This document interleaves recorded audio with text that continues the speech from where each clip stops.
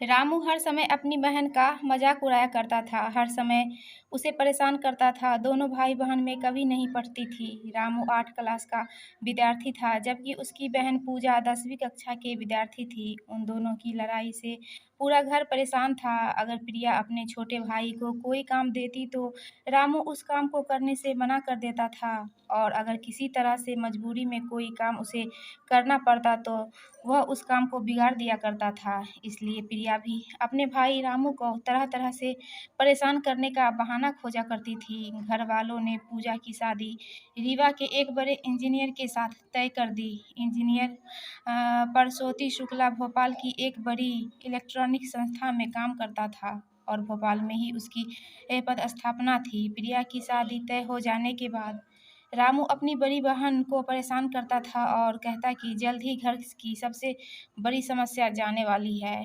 एक दिन प्रिया ने अपने भाई रामू से पूछा कि जब मैं जा रही होंगी तो तुम कौन सा गाना गाएगा? रामू अपनी बहन को चिढ़ाने के लिए बोला कि मैं तो बस एक ही मस्त गाना गाऊंगा। रुक मैं तुझे सुनाता हूँ। गाड़ी वाला आया घर से कचरा निकाल। गाड़ी वाला आया घर से कचरा निकाल और ज़ोर-ज़ोर से हँसने लगा। प्रिया यह गाना सुन गुस्से में वहाँ से चली गई। शादी को अब बस 10 दिन ही बचे थे। रामू का मन अब भारी होने लगा था। वह अब अकेले-अकेले रहता था। बहन से झगड़ा बिल्कुल भी नहीं करता था। प्रिया को अब रामू का बर्ताव कुछ खटकने लगा था। उसे लगा बात-बात में लड़ने वाला मेरा यह छोटा भाई आजकल बहुत कटा-कटा क्यों रहता है?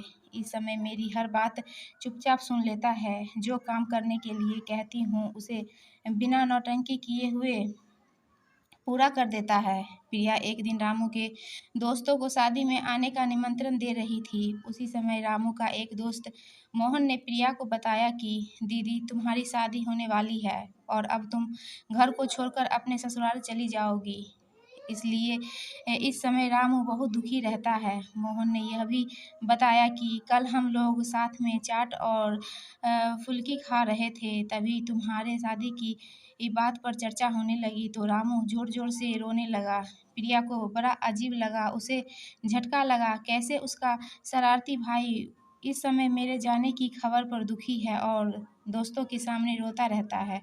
उसे अब याद आने लगा कि कैसे आजकल रामू उसके साथ लड़ता झगड़ता नहीं है और उसके दिए हुए सभी कार्य को चुपचाप कर देता है। प्रिया तुरंत रामू के कमरे में गई और रामू को छेड़ते हुए बोली कि मेरी शादी में तुम कौन सा गाना गाएगा? पहले तो रामू ने कुछ नहीं बोला पर प्रिया बार-बार जोर देती रही और पूछती रही।